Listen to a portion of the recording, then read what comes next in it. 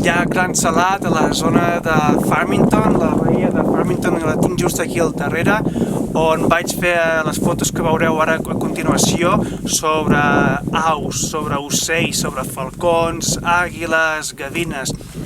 Aquesta zona és una zona d'aiguamolls del Gran Llac Salat, del Great Salt Lake, i per tant és un refugi per totes les aus que migren i que aquí és un lloc on troben pau, tranquil·litat, un sostre per passar-hi el seu temps i sobretot menjar i agafar forces en el seu camí cap a altres llocs del continent americà, cap a Sud-amèrica, per exemple. En aquest vídeo veurem com faig fotos sobre les diferents aus. És un espectacle poder gaudir d'aquest indret a l'hivern, quan acostumen a venir àguiles de cap blanc. Depèn de l'època, depèn de l'any, en venen més o menys.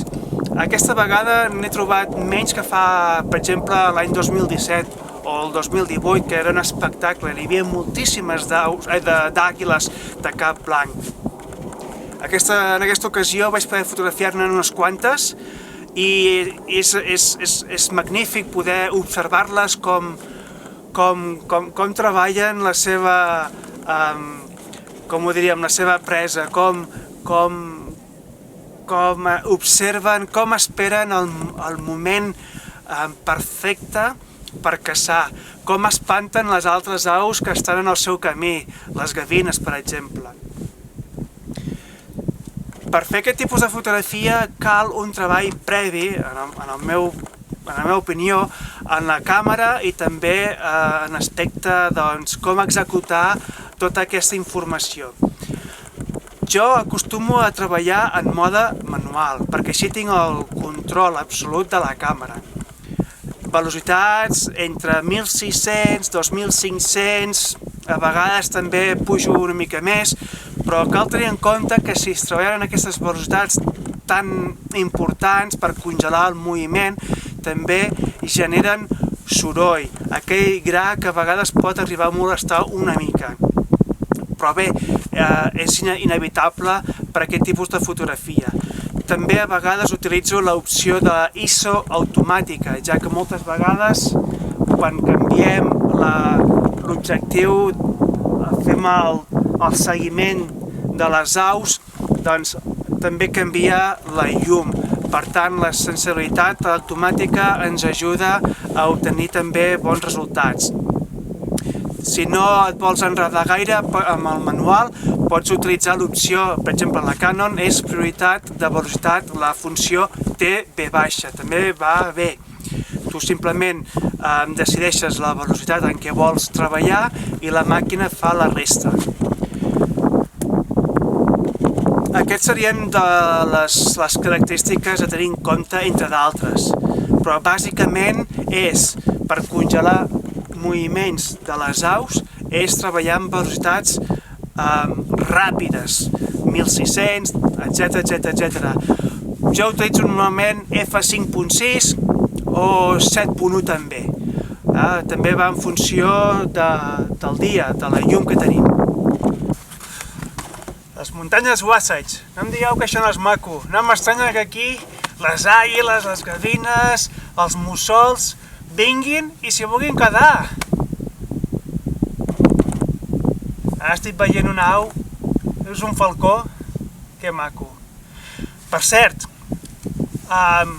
ja sabeu, faig servir les Canon 7D Mark II, la Canon 7D Mark II. Aquest és l'objectiu que vaig fer servir per les fotografies de les aus, de les àguiles, de les gavines, vaja, per fer el que se'n diu fotografia d'ocells.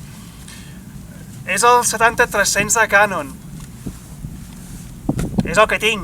Tant de bo tingués un que fos 150-600 o un 400 2.8, seria fantàstic, però és el que tinc. Llavors, és suficient? A vegades no. A vegades necessito molt més que 300, de fet, el doble. Això fa que hagi de fer retallades a les fotografies a vegades per aproximar l'element principal d'aquella imatge. Així que, si podeu, L'objectiu per fer aquest tipus de fotografia, l'ideal seria arribar a 150-600. Aquest objectiu té molt bona qualitat, treballa molt bé amb la meva càmera, però el problema és que se'm queda curt en distància focal, simplement més un 70-300, i moltes vegades necessito el doble i és una llàstima, però és el que hi ha. A veure si el futur em porta en un altre. En aquest vídeo veureu gavines californianes. Aquí a Utah són un símbol estatal des del 1955. I per què? Doncs perquè a l'estat de Utah, on els pioners mormons arriben al 1847, doncs l'any següent, en totes les seves collites se'n van anar a Norris a causa de que hi va haver-hi una plaga de grills aquí a les muntanyes, a les Wasatch, i va fer molt bé la collita. Doncs l'any 48, el 1848, aquestes gavines californianes es van cruspir d'alguna manera tots aquests grills i va fer que el problema es solucionés. Per tant, des del 1955, aquí a Utah, aquestes gavines són un símbol de Utah. I com bé sabeu, les àguiles de cap blanc també són un símbol nord-americà. I en anglès es diuen bald eagles. Bald vol dir calb, però en l'anglès antic aquest mot significava blanc. I els natius americans feien servir aquestes fantàstiques àguiles de cap blanc com a missatgers i deien que eren els missatgers entre els déus i els humans.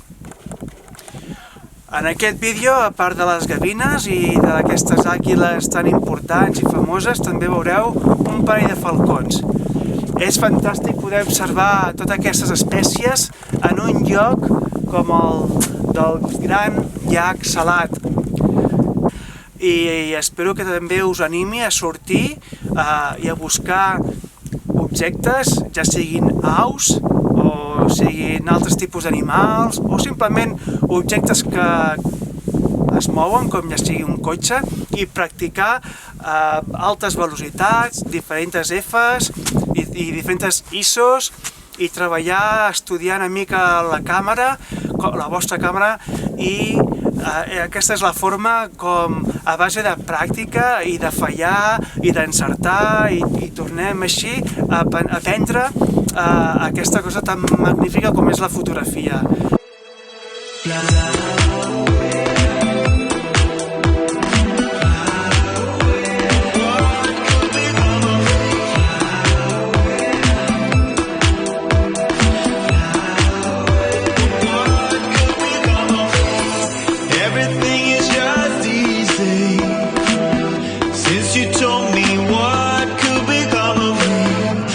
Together all the pieces, and now it's time for me to fly away.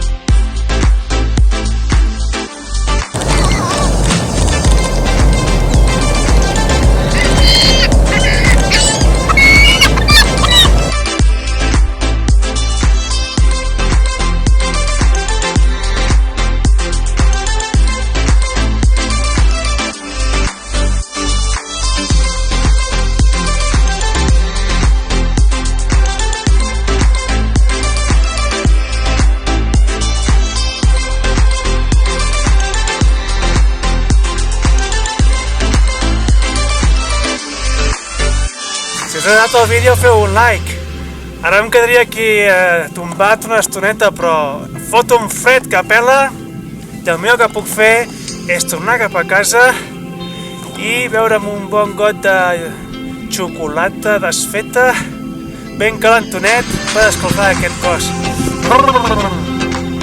Adéu!